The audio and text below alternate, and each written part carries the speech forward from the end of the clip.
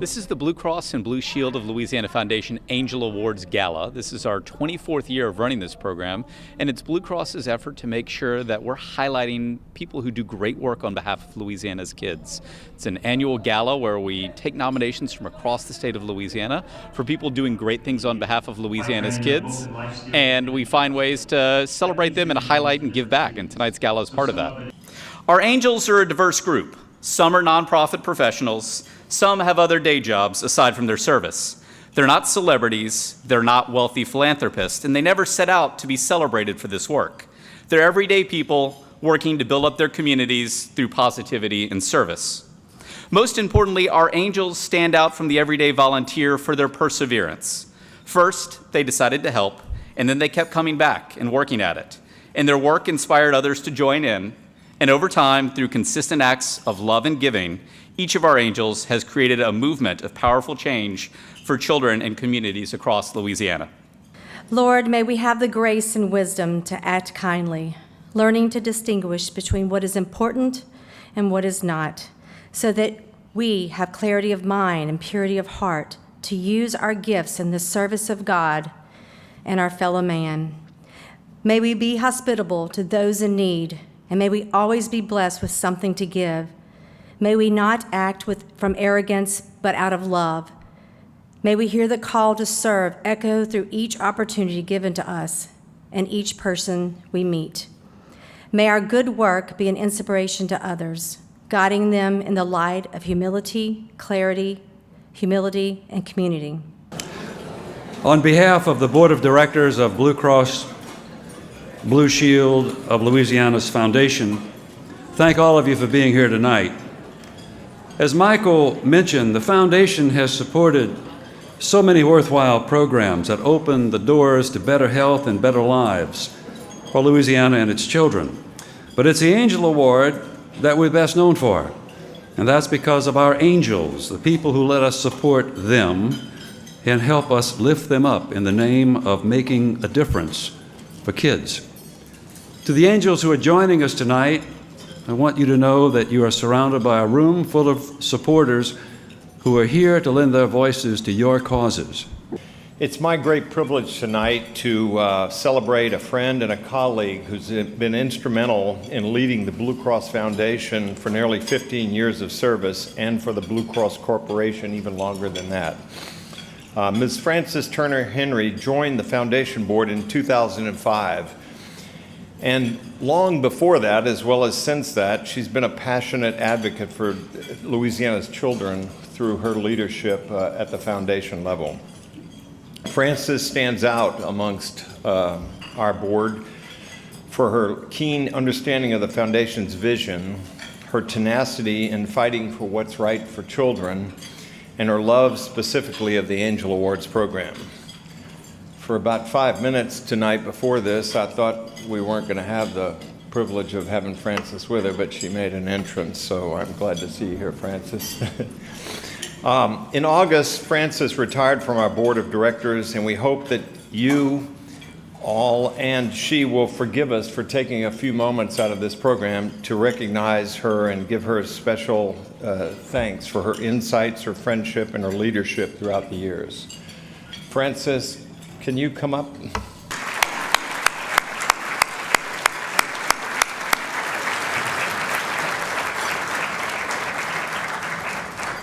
What a surprise. I can't tell you how I love this organization and the good work that it's done. When Richard and I and Carl went on this board, things were not as they are today. And it was a great pleasure to play a little bitty role in helping bring the board to where it is, the company to where it is, and establishing this foundation. I thank you so deeply. You're welcome. All right, I'm not finished.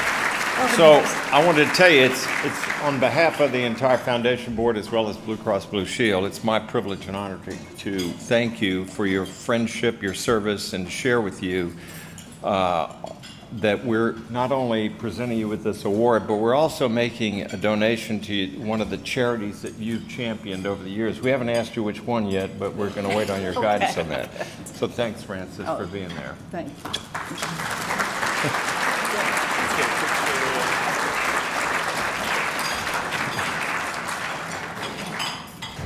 Good evening. I'm Dion Isink, and this is Colleen Jackson. Genevieve's at our table right there. And we're here representing the Blue Cross Communications team that John McGinnis led for 25 years. We're privileged to be here tonight to honor John with the Founders Award. And as you may have gathered from the name, John is the visionary who created the Angel Award program in 1995. John grew up in Covington and left home for a journalism career that took him across the world. In 1993, John and his wife Rose, along with his young son Emery, moved home to Louisiana, and Blue Cross hired him to lead its communications team. I've heard it said that vision is the art of seeing what is invisible to others. And to me, that's John. He not only sees what's possible for the future, he's able to inspire others with his vision. John, we're proud to be here tonight to thank you for this lasting gift to Louisiana and its children. While we honor the incredible angels here tonight, it's you, our dear friend, for whom we hold in a history of reverence. For tonight, we recognize you as the original, the one-of-a-kind founder, and the very first angel of them all. So, ladies and gentlemen, Mr. John McGinnis.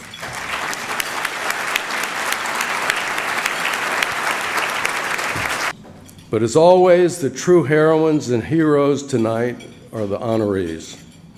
These are the exceptional people who don't just think about making Louisiana a better place. They dedicate their lives to their work with Louisiana children. They are the ones truly making a difference. So I salute you all and thank you for all you do. I am profoundly humbled to be in your presence, and I thank you very much.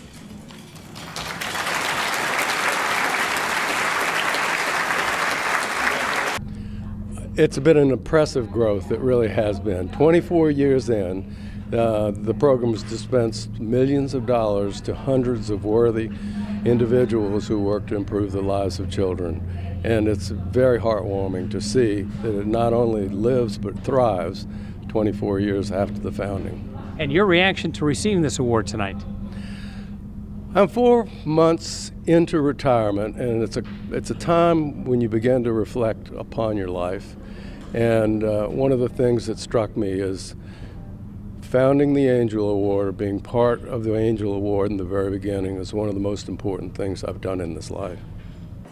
Let's get to know these incredible 10 individuals who we are here to celebrate tonight. Our first Angel Award, and I'm excited about this one because I'm from the West Bank of New Orleans, is Louis Arocha. Louis Arocha, Cafe Hope, Gretna, Louisiana. My name is Louis Arocha. I'm Executive Director of Cafe Hope. Cafe Hope is a program that takes a holistic approach to helping opportunity youth by training them both in life skills and in job skills.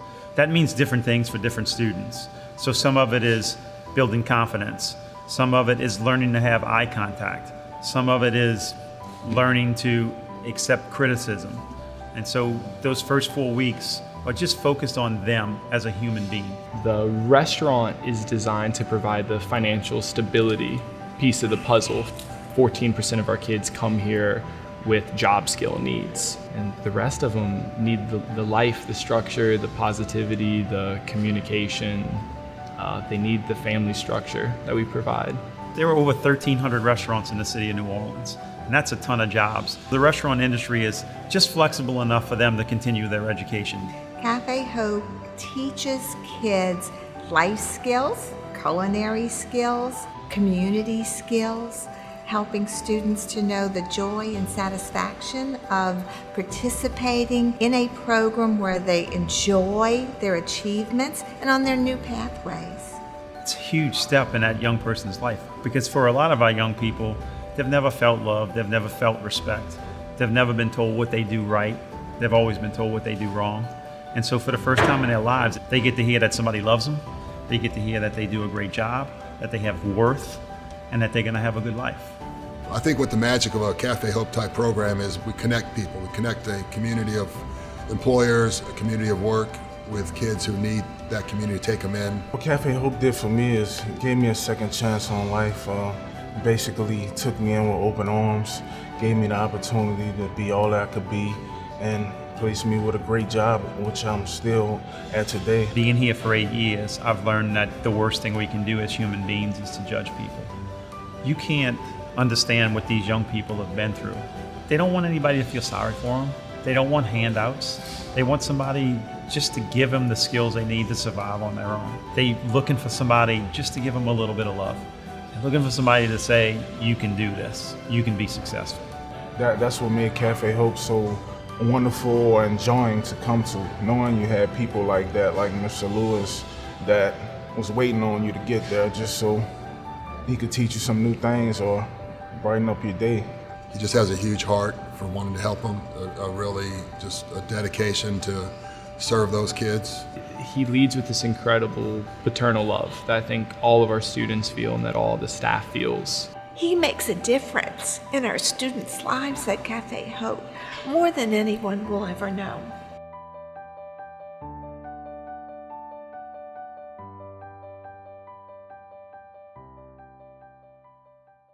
First, I want to thank my dad for having this last name. I always have to be the first one to do everything. So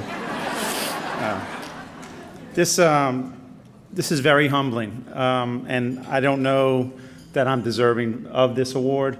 So many people on my staff work countless hours and just really care about our kids and really do a great job with turning these young people's lives around.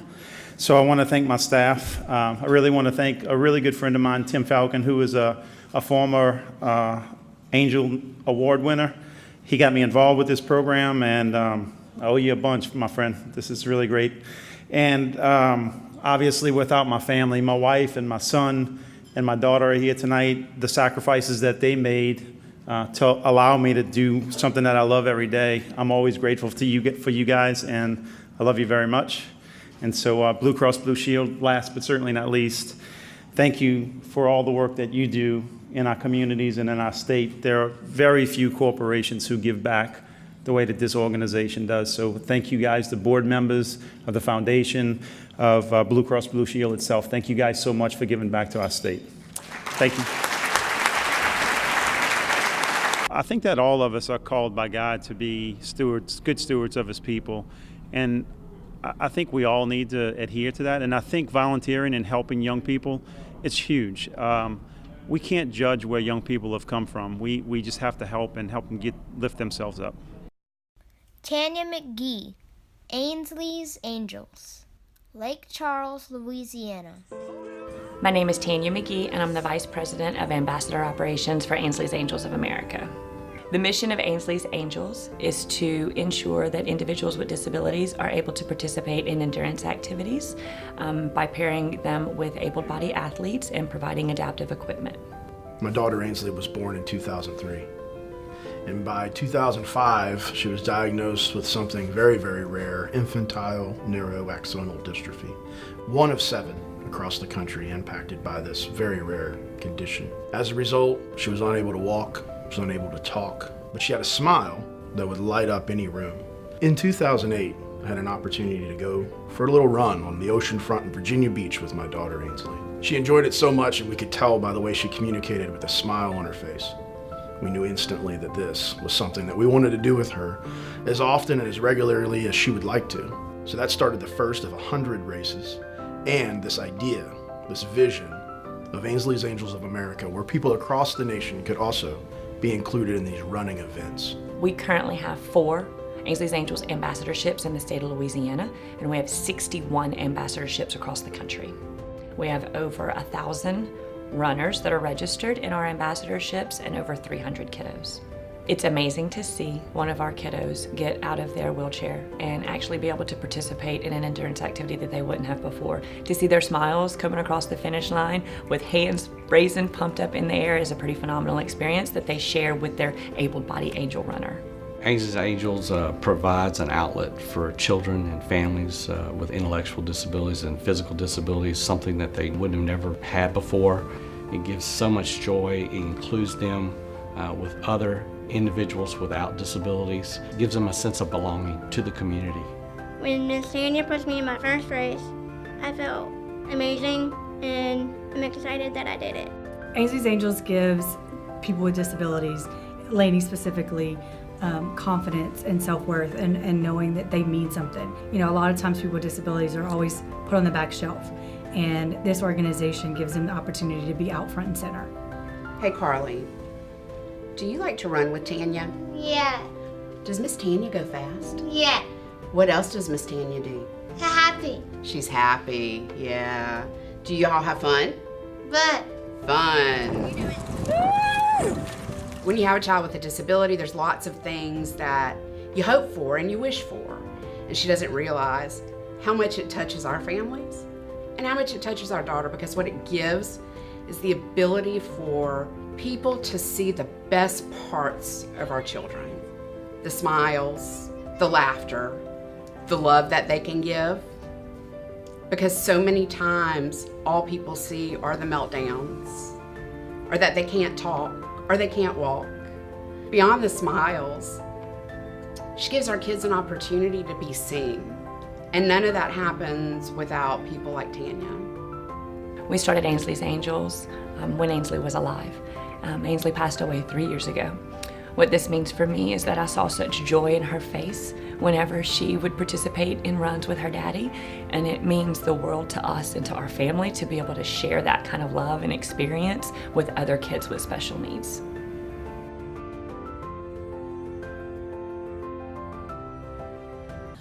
I'm not deserving of this. Christine Seward, please step up. Christine Seward, Kim Rossiter, please stand. That's the co-founders of Ainsley's Angels of America. That's Ainsley's daddy and Ainsley's Nana.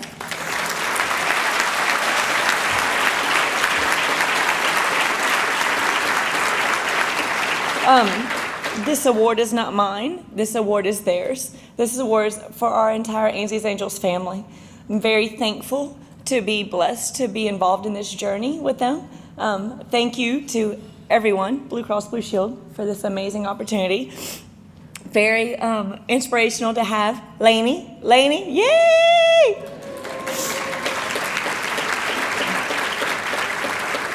Very honored to have our riders participate in this, and very thankful to everyone that honors everything about Ainsley's Angels of America. And if you know anybody with a special need that would like to participate in an endurance activity, we've got 63 locations around the country, and we'll be more than happy to include you guys in our family event. Thank you, everybody. It gives so much for yourself as opposed to giving, doing things for yourself and whatnot. It really gives you a sense of empowerment to help others. We're so blessed with what we have in our life. To be able to give to others is amazing. Phyllis Broussard, CASA, Baton Rouge, Louisiana. My name is Phyllis Broussard. I'm a Blue Cross employee, and I'm also a CASA advocate. CASA stands for Court Appointed Special Advocate, which means you are trained to advocate for kids. The kids go into foster care, and from foster care, that's when I come in as a CASA advocate to speak with the child, make certain that their needs are being met, make certain that they're in a trusting environment, trying to understand pretty much from a child's standpoint what's going on so that I could advocate thoroughly for that child. I became an advocate through my niece. She thought it would be a great idea if I got involved with CASA, and so I looked into it, and that's how I became an advocate. Phyllis is one of those people that comes into your life and you're just very grateful that they're there. She is very caring, and you just feel better being around her. That's what makes her a great mother, a great friend, and a great CASA worker. The children we serve are in foster care. They've been abused and neglected and removed from their home and placed in foster care to keep them safe. But the goal is to get them out of foster care and into safe permanent homes. We're a volunteer-based organization, so without volunteers like Phyllis, we can't accomplish our mission. We can't do what we set out to do. My position is to make certain that they get everything that they're needing. whether it just be someone to talk to, whether it be somebody to play with, take them on a short outing, a long outing, whatever you would normally do with your kids is what I do for Casa Kids. There are 11,000 children in the state of Louisiana system annually. Looking at Phyllis, the person that she is, her personality, her willingness to want to go above and beyond to reunify the children with their parents. If we had more Phyllises in the state of Louisiana, think of how many children we could save. The outcome for advocating for a child is like the best feeling in the world. One of the greatest opportunities with working for Blue Cross is if you find an organization that you are passionate about, that you want to support, the company will definitely support you.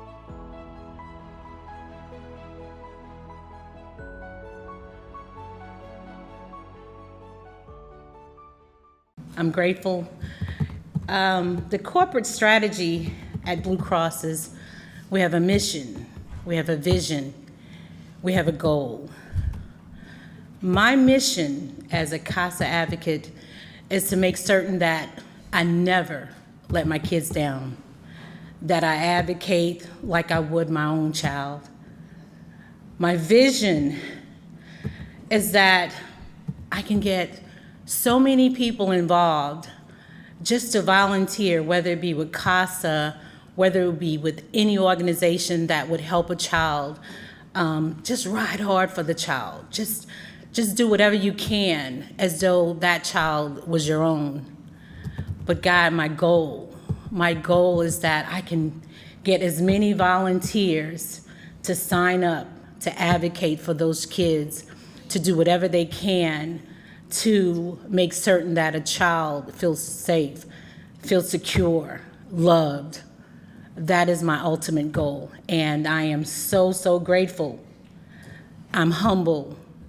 I appreciate Blue Cross. I've only been there for a short time, but I say this to you guys with all my heart that I am so grateful that I'm able to work for a company that just embraces community services and that I'm a part of that. And oh, to God be the glory. I thank you guys and I really appreciate this honor. Thank you so much. The importance behind volunteering is just to be able to give back, help the community, and definitely help kids that are in the system or neglected or abused in some kind of way. Carolyn Hoyt, Next Step, Alexandria, Louisiana. My name is Carolyn Hoyt, and I'm founder and executive director of Next Step of Central Louisiana. Next Step is dedicated to breaking the intergenerational cycle of intimate partner violence that plagues family life in Louisiana. We want to address the warning signs, cycle, definition, and types of violence, as well as characteristics of good and healthy relationships. Carolyn realized early on that getting to teenagers to change their perceptions of how families should work would help prevent and reduce domestic violence down the road. It's a long-term approach. Studies indicate that as many as 1 in 3 teens will be affected by dating violence, and that's why we are reaching out to educate them while they're laying the foundations of their dating behaviors and what's acceptable and what's not acceptable in a dating relationship. We do this in classrooms, in school assemblies, at the Youth Challenge program at the National Guard, for church groups. We also, lastly, have a parent ed component.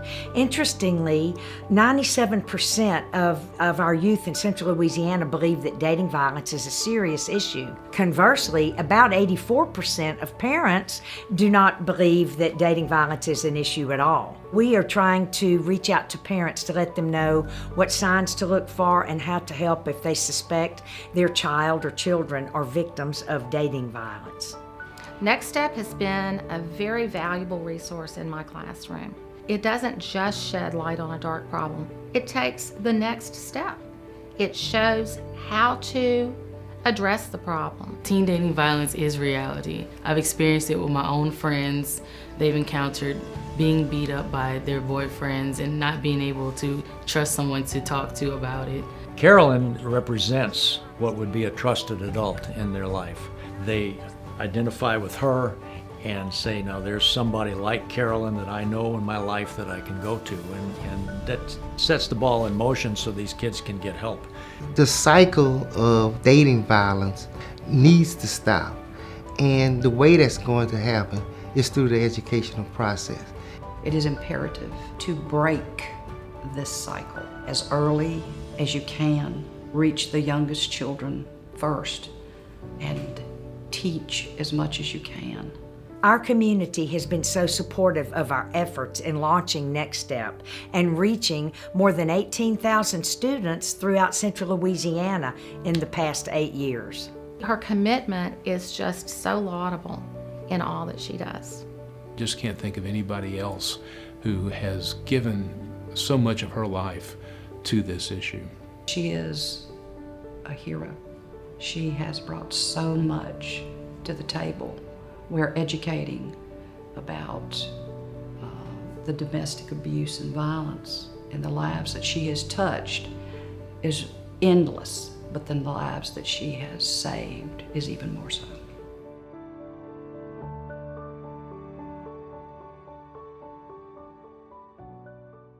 It is such an honor and such a humbling experience to be around such wonderful mover, shaker, difference makers, people who work tirelessly and give their all on behalf of Louisiana's children. I wanted to share, I think, the epitome of those here tonight comes from the words of Anne Frank. She said, how wonderful it is that nobody need wait a single moment before starting to change the world. And the folks here tonight are changing the world in so many wonderful ways throughout our state for young people coming up, and I'm just so honored to be here. Thank you to the foundation and Next Step supporters from the bottom of my heart. Thank you. You cannot underestimate the importance of volunteering. Nonprofits struggle daily, and we need all the help we can get to meet our missions. And when it comes to helping children, everyone has a talent, some time, a skill that they can donate to make the state a better place to raise children for Louisiana's future.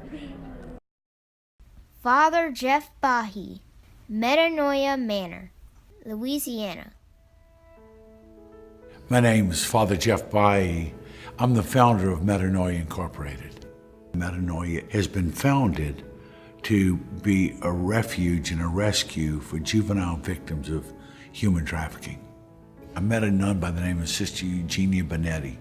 She made me aware of this whole world I knew nothing about, that there are 38.7 million that we know of slaves worldwide. 89% of them sold into sex trafficking.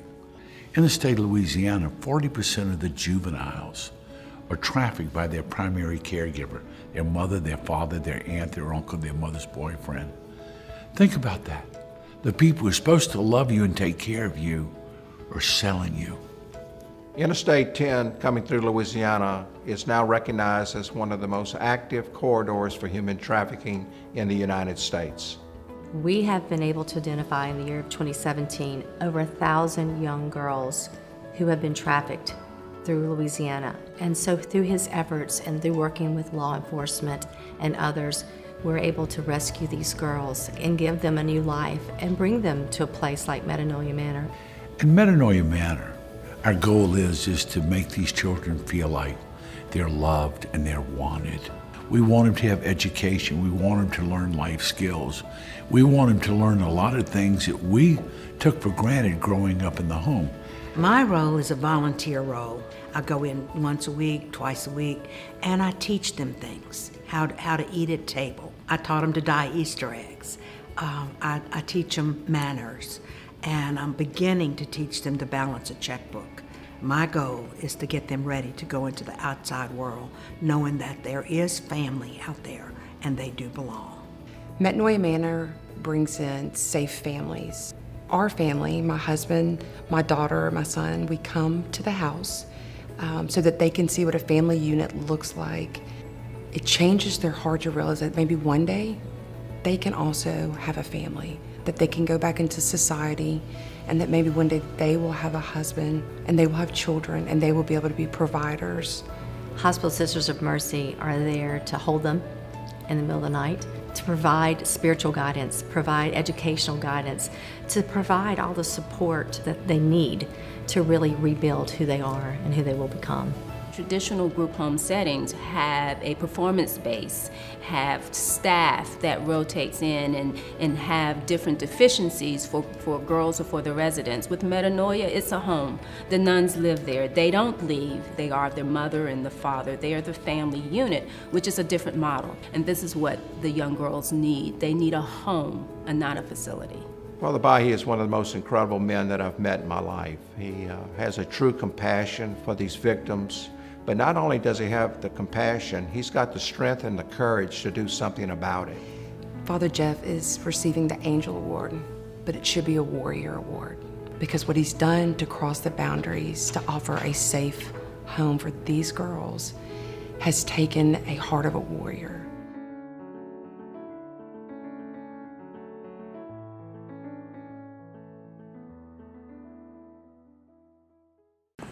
And everyone's talked about the intergenerational effect that families have. Today we got pinned with our wings. I really ought to pin it on my 92-year-old mother who's here, and my father who just died in March.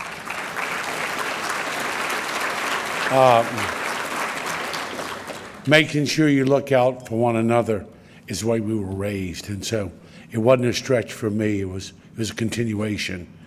And there have just been so many wonderful people who've made this possible. You see these two little angels dressed in white, Sister Norma and Sister Alexandrine. And I say this everywhere. As you know, I've done a lot of the work. I've raised the money, and I give a lot of talks. These wonderful angels live with these girls 24 hours a day. And if you've been in a house full of teenage girls who are severely wounded, every day is a new day, and they make it through it. So there's so many wonderful volunteers who've made it, but I can't go without recognizing the sisters. They're the angels of this project. They continue to be the angels.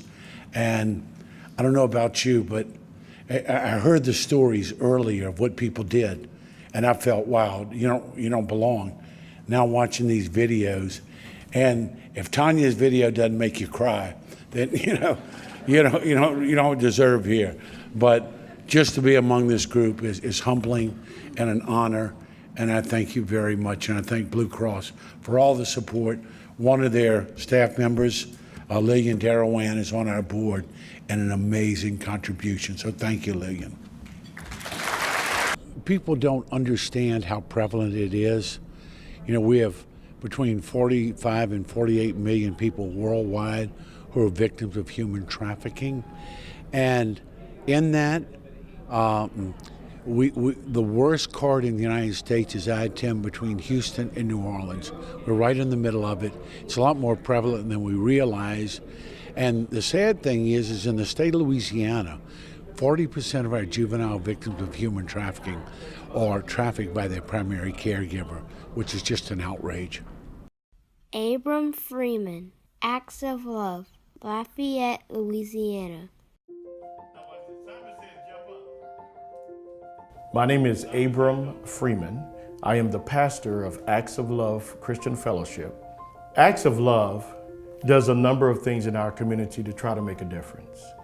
We try to identify the children who have parents that are incarcerated. We take those children and we help them by tutoring the children and help them to make it through school. If the guardian is okay with it, that they're connected with their parent that's incarcerated. So we have letter writing programs. Secondly, some of our children are suffering from ADHD and dyslexia and other issues. We try to help them to understand what they're dealing with. And then lastly, we have day camps. Our day camps really focus on children communicating with others in a village type environment. As a child, I noticed how my dad was not around. He was in and out of incarceration. And my brothers followed my dad, and I had to take care of their children.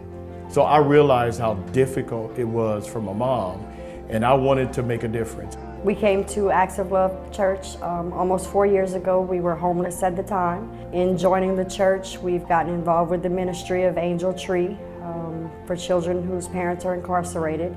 It hit home for me because my oldest son had a father who was incarcerated the majority of the time when he was younger. So I wanted to find a way to give back because I know how important it is for moms and for dads to be involved. When I came here, I noticed how it was more like a family atmosphere more than anything. I felt like I was at home, and I realized they had so many different things that they did each year for Christmas or just over the summer, just something for kids. And I got involved in it as a volunteer, and I came to love the children and the people who were overseeing everything. So it's like a big family.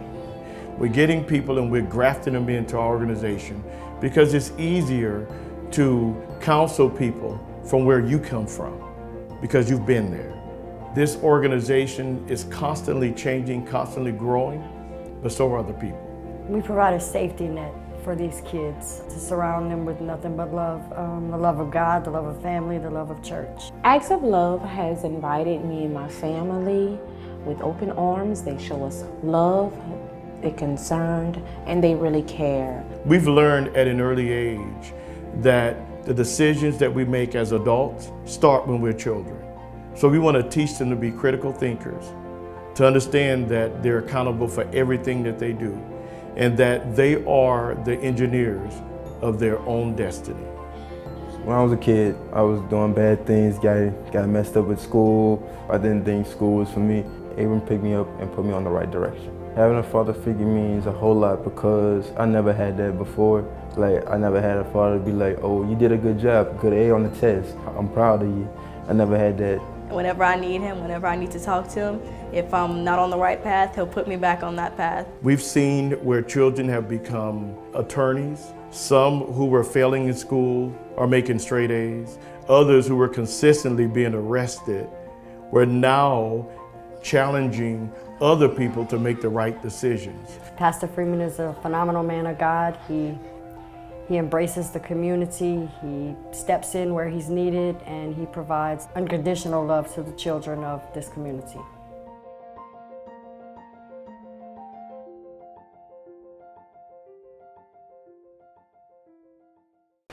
Good evening. I'll be very brief. You know, pastors like to talk a lot.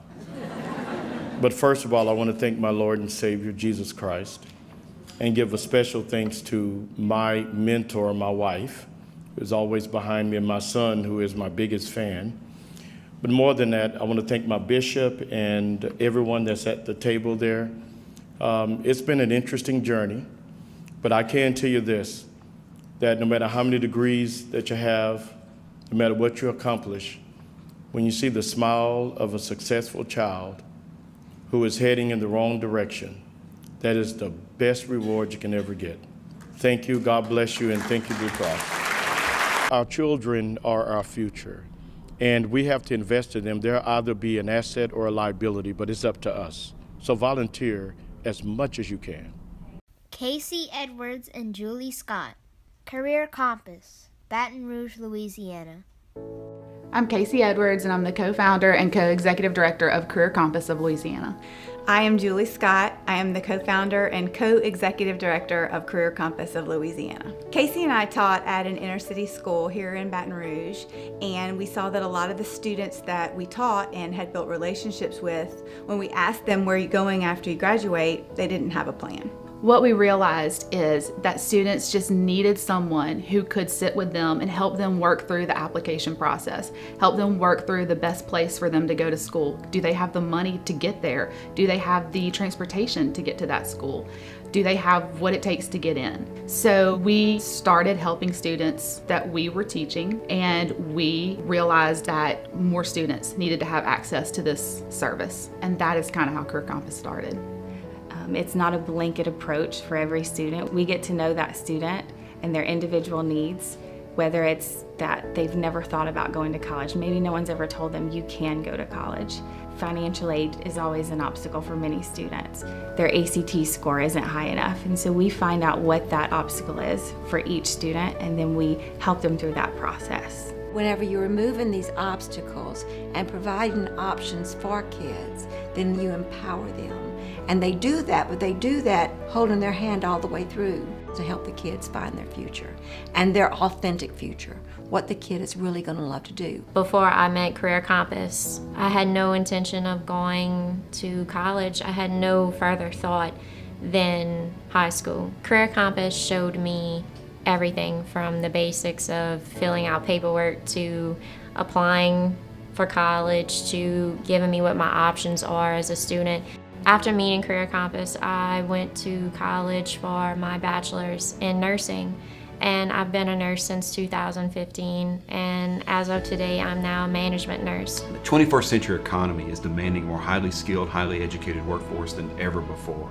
We desperately need to find new pathways for students to come into colleges and universities and develop the knowledge, skills, and ability that are going to prepare them for life.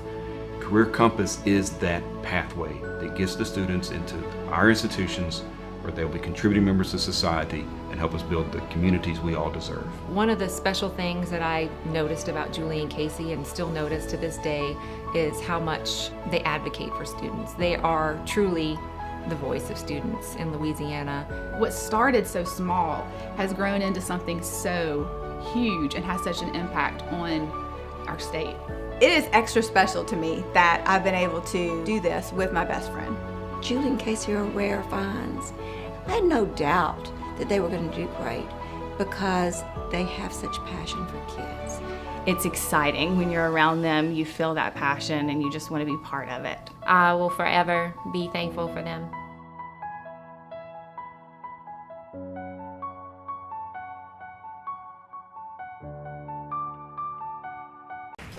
Y'all, we are so not worthy of this. When Ben called us, I said, no, we can't do this. And he was like, no, really, y'all won. I want to thank the Blue Cross Foundation so much for this honor. I want to thank our family and friends for believing in us or pretending like they believed in us. And we told them we were going to quit teaching and cash out our retirements to start Career Compass. Mostly we want to thank God, though, for putting the mission of Career Compass in our hearts and for turning us into the people that were needed for the job. We are truly proof that God does not call the qualified, He qualifies the called. This year, our 100,000th senior will be seen by our coaches.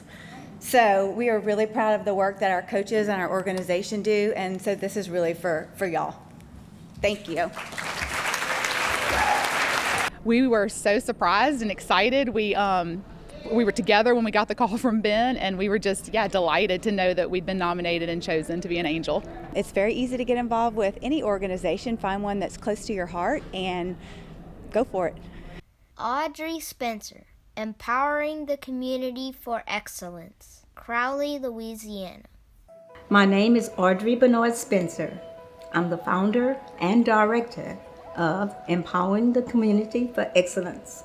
Empowering the Community for Excellence offers free tutoring for underprivileged, low-income students that are having difficulties in school. The teachers are retired educators or current educators that mentor and tutor these kids. 1, 2, 3. I started my nonprofit to help the kids that were having difficulties. I would see them on the street and wondering why these kids were not in school and why they weren't graduating. So I took it upon myself to start my nonprofit.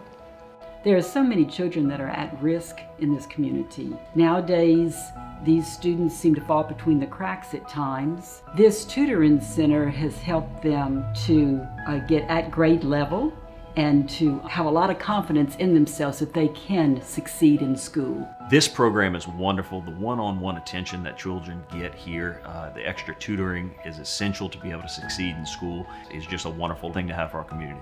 I can't afford tutors, private tutors are expensive, and this is free. So why not? And it has really helped my grandchildren in more ways than just the academic, the social, the self-confidence, and all that other good stuff.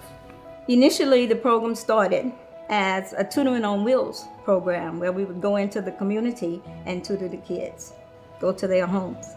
But we couldn't get the vehicle in the proper working condition. So I took my retirement money, bought my great-grandmother's house, renovated the house, and made classrooms. The house got too small because of the desire for more students to be a part of it after realizing the value of this program. We started in a 2-bedroom home, and now we're in a facility that houses 8 classrooms and a computer lab. Miss Audrey is God sent. She really is. She donates her time. She doesn't ask for anything. She's doing it all for the children. She truly, truly cares about the children in our community and wants to make sure that they're going to succeed. She is a teacher from her heart, an educator from her heart. She just been an angel to this community. Who, if she can help you, she will help you. I wanted to make a difference. I want to pay it forward. I wholeheartedly believe that when our students are smart, productive, intelligent, the whole community benefits. She is just a woman that goes after what she wants, and she has done it in this center here.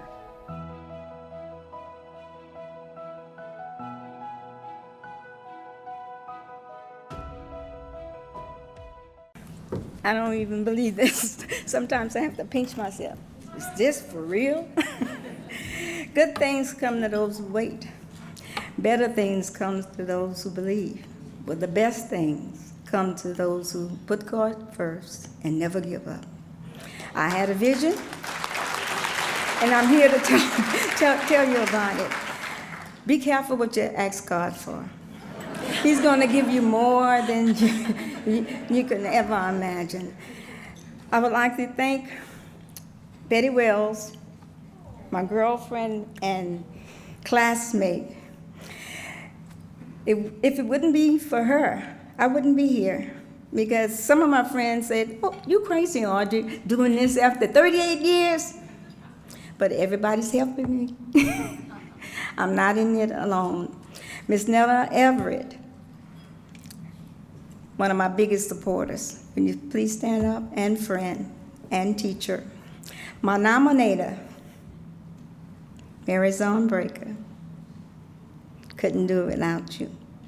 And Mr. Wells, I forgot about you also. When Mrs. Wells come from Baton Rouge to help me, Mr. Wells is always there. My best friend, Mrs. Proctor, my board member, thank you. My children, thank you for coming tonight. And my husband, last but not least, my partner in crime. He's always telling me, "Audrey, I'm retired." But he's always there, so thank you. And thank you, Blue Cross. With the money from this award, I will buy 40 more licenses for an IXL program.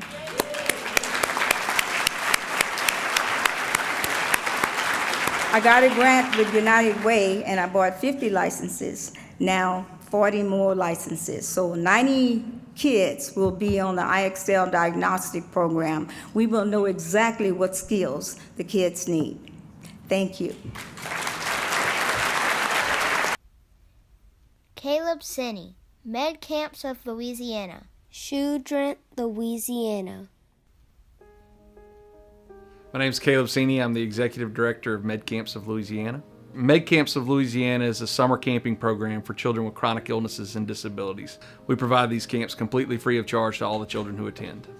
We serve children who have everything from sickle cell anemia to cerebral palsy, Down syndrome, epilepsy, hearing, speech, and visual disabilities, and the list goes on from there. My son is Tucker. He's 18. He has Down syndrome. For him, it's important. I think it gives him interaction with other kids like him. Where he goes to school, there's not many kids with special needs. It also allows him here to just be a kid. Med Camps is set up with the support in place to give us confidence that he's going to be taken care of. We don't have to worry about him, and he can just come out here and have that camp experience. Med Camps is important because we offer an opportunity where there is no opportunity. If we didn't exist, children in our state with special needs would not be able to go to camp. And oftentimes camp is the first place that a child, any child, even a child without special needs, has the opportunity to explore who they are as individuals and to grow to meet their fullest potential. Since Caleb started, he has completely transformed this camp. It was very decrepit. It was actually an abandoned Presbyterian summer camp, which hadn't been used in years and years. He partnered with Louisiana Tech and a number of organizations to come in and do volunteer work to completely transform this camp to what you see now. You'll see the kids in the canoes. They have a shooting range. They have several new buildings. This year they even built a zip line. For me to listen to parents talk about what med camp means to their kids, it's just incredible. This is completely transformative. You see these kids come in crying sometimes. They don't want to leave their mom and dad. And at the end of the week, basically it's hard to drag them away from the camp, and they don't want to go home again. And they look forward to this next year. I think from a camper's perspective, Caleb's kind of this larger than life, fun-loving guy that knows how to relate to people with all kinds of special needs. It just really warms your heart to see that a young man like Caleb has taken this med camps and made it what it is today. You know, I remember distinctly at one moment at 16 years old, standing out on the end of the old dock on the lake and saying, I could do this for the rest of my life. I find it to be a distinct honor and a pleasure to watch these children grow up, to have been a mentor to them, to be an example of what they can achieve, and just to stand alongside them and say you can, you know, while the rest of the world says you probably can't. I love this place with all my heart, and I hope it shows.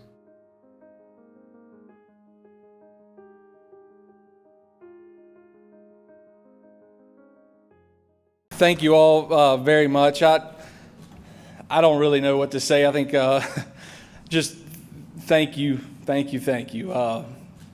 I am very grateful that I had parents who modeled what service was, that I know the definition of love, that is the extension of one's own self for the spiritual growth of another human being, and that I watched my parents do that day in and day out as a child. I have to thank my brother Tony, who is here tonight. He plucked me out of Spring Hill, Louisiana back in the summer of 1993 and dropped me out there at Camp Alabama in Chudrent, Louisiana. And it was that summer that I stood on that dock and I made a statement that I could do this for the rest of my life, and God heard that as a prayer and answered it. The creator of the universe orchestrated things to where I could be there today. I want to tell you that the future of service for children with special needs is bright. Casey Hobson and Landon Brown, you humble me on a daily basis when I watch you love our campers inside and outside of camp. I learned so much from you guys just watching you. I really need to thank my wife.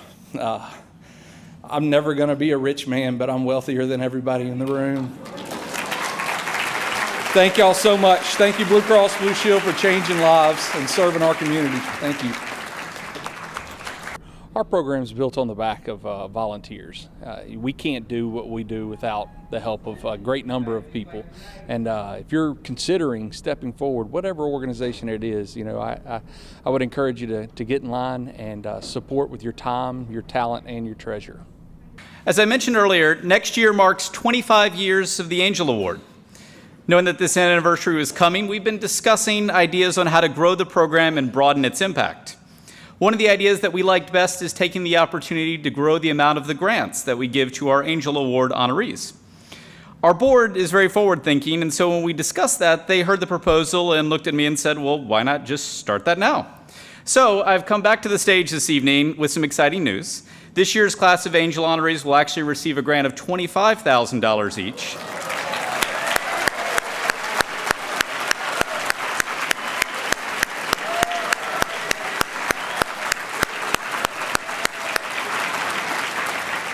And our Blue Angel organization will receive a grant of $10,000. We hope that these extra dollars help you grow your impact and fulfill your mission even more in the years to come, and we look forward to partnering with you in new and meaningful ways in the months and years to come.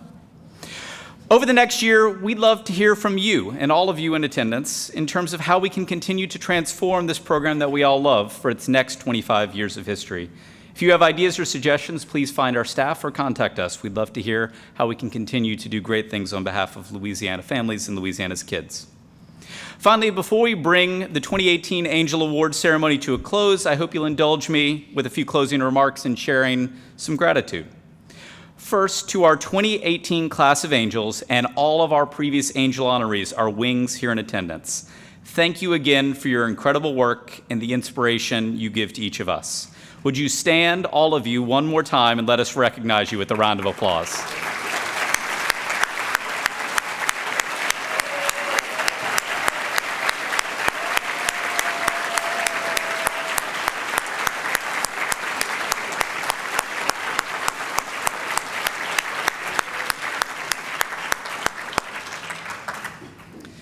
We thank you all in advance for the incredible work we know you're going to continue to do for Louisiana's children. I'd like to say thank you to the Foundation's Board of Directors, to the leaders and staff from Blue Cross and Blue Shield of Louisiana, and the many supporters who help us put on this event each year. 25 years ago, Blue Cross was looking for ways to highlight some of the amazing people we were coming across in support of Louisiana's children. The idea of the Angel Awards was born, and since then we've been soliciting for nominations across the state, finding people who are doing great things, whether it's volunteers, as teachers, as nonprofit leaders, who are doing great things on behalf of Louisiana's children, and we highlight those people through tonight's gala. We also make a substantive grant to support their work so that they can do even more on behalf of Louisiana's kids. These folks are amazing. Tonight's Angel Awards Gala has been incredible. We are so proud to be able to celebrate these amazing people, and are just really glad to have the opportunity to highlight their stories and hope that other people across the state of Louisiana hear about the work they're doing, learn more about them, engage, and tell us more about other great people doing such amazing things for Louisiana's kids. If people have questions like more information, what should they do? They should visit the Foundation's website, www.bcbslafoundation.org. On there you can find out more about the Angel Awards, including this year's winners, all of our previous winners, as well as there's a link to nominate people in future years. We'd love to hear about great stories of individuals doing work just like this.